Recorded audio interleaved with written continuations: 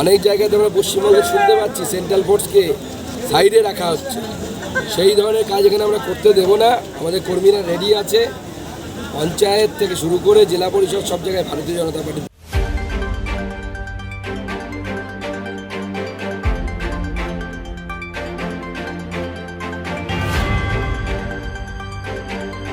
গণনা শেষ না হওয়া পর্যন্ত ময়দানে থাকার বার্তা দলীয় কর্মীদের দিচ্ছেন বিজেপির রাজ্য সভাপতি সুকান্ত মজুমদার।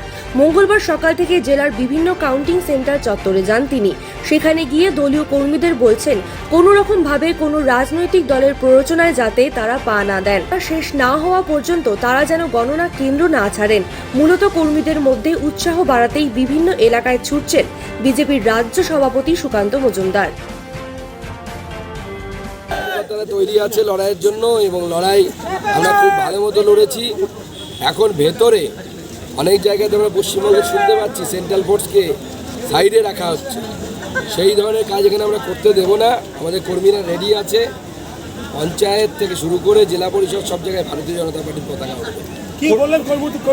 কর্মীদেরকে আমরা বলেছি শেষ পর্যন্ত থাকার জন্য, লড়াই যেন বন্ধ না হয় এবং আমাদের কর্মীরা রেডি আছে শেষ পর্যন্ত লড়াই করার।